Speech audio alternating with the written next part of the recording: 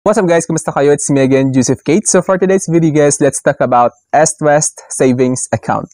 Kasi maraming klaseng savings account sa Est-West. Pag-uusapan natin yung initial deposit at saka yung maintaining average daily balance and then yung interest rate na ibibigay nila. Para at least maging aware kayo, kaya naman naisipan kong i-share ito sa inyo. Pero bago yun, nais muna kitang imbitahan na mag-subscribe sa YouTube channel ko kung bago ka pa lang kasi marami pa po akong i-share ng mga tutorials, knowledge, and experience of mine in the future.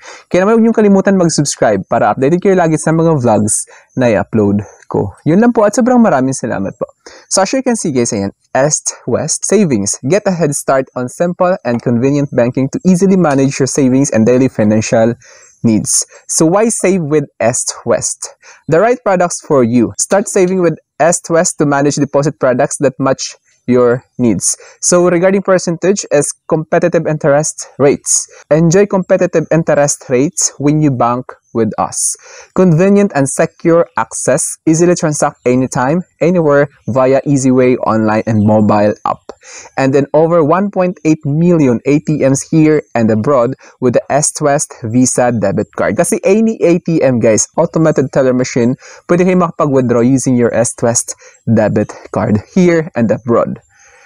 So, exclusive savings solutions await you. So, nandito yung iba't ibang klaseng savings account na meron sa Est-West. Iisa-isahin natin siya ngayon, yung initial deposit, yung features, something ganyan. So, as you can see guys, meron silang regular savings.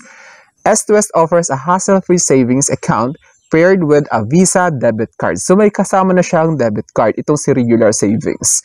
Usable at millions of merchants worldwide. So, pwede siyang gamitin pambayad sa mga establishments na tumatanggap ng card payments. Kumbaga, cashless transactions. Meron din silang passbook savings account. So ito guys, iisa-isahin ko muna ipapakilala sa inyo yung savings account na meron sila. Mamaya, iisa-isahin din natin ulit sila regarding sa features and interest rates na ino-offer nila. So ito meron si Passbook Savings. Monitor transactions easily with an interest earning deposit account featuring a passbook and the option for an Est-West Visa debit card. So meron siyang passbook at may debit card din. Then Kiddie Savings. Start saving for your child's future with an interest earning deposit account. Also comes with a passbook for easy monitoring. So may passbook din ito si Kiddie Savings. Then ito guys, para sa mga pet lovers, cat lovers, dog lovers, meron ding ino-offer sa Est-West na savings account which is tinatawag nilang Save and Protect. So as you can see guys, build your savings and get up to 50,000 free insurance coverage for you and your pet. Ngayon, iisa-isahin naman natin ulit sila para sa initial deposit and then sa required maintaining balance and then sa interest rates. So ngayon, pag-uusapan natin sa regular savings. Est-West offers a hassle-free savings account paired with a Visa debit card usable at millions of merchants worldwide.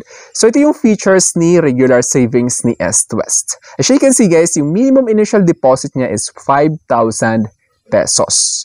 And then yung maintaining balance naman is 5,000. So when we say initial deposit guys, kapag nag-open pa lang kayo ng account na yon, ito yung i-required na amount para ma-push through or para ma-process yung savings account opening ninyo sa Est-West.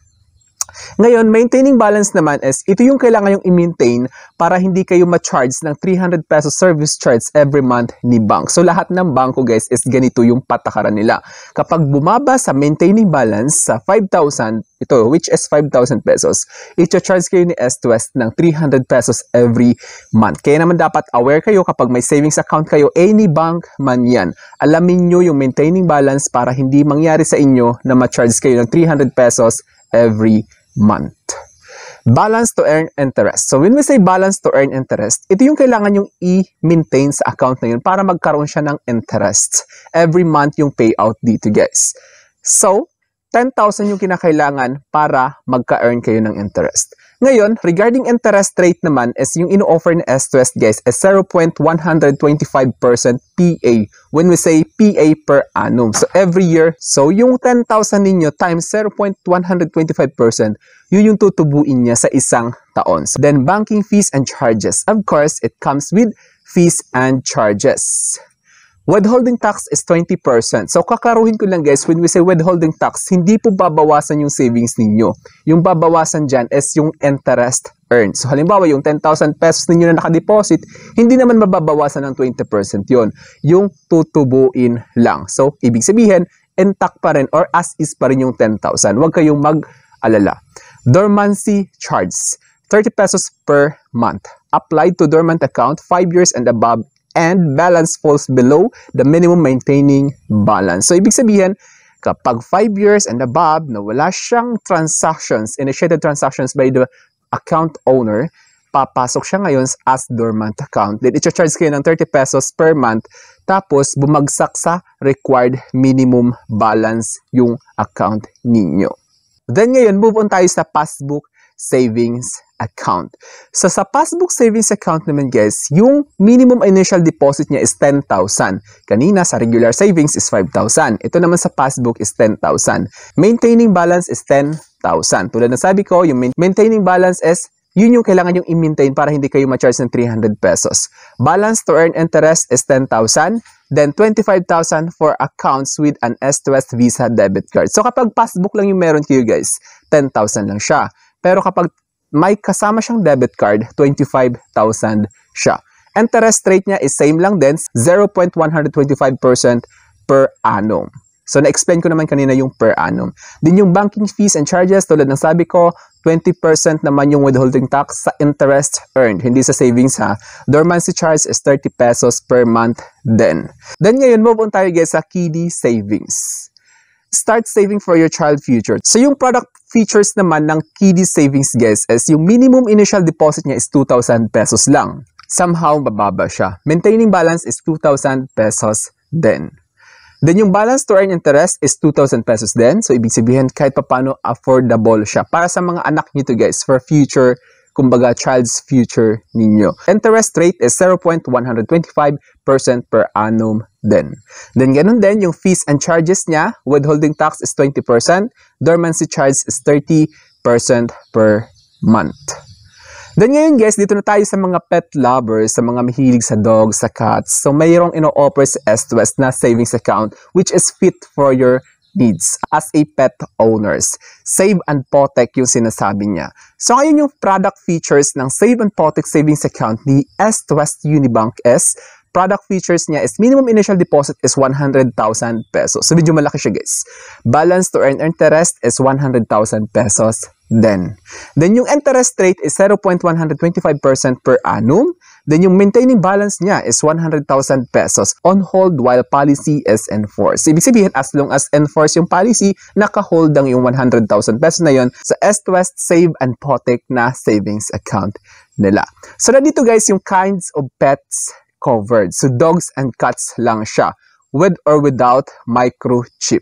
So yung medical reimbursement niya is 50,000 pesos. Yung death coverage is 5,000 pesos. Burial assistance, express reimbursement is 5,000 pesos. Daily hospitalization is 500 pesos. Eligibility age for pet is 5 months to 10 years old. Up to maximum of 3 pets under the same pet owner name based on the records. So, ibig sabihin guys, hanggang 3 pet yung pwede nyong pa-register or pwede nyong maging insured. Pwede maging insured sa isang account sa same pet owner.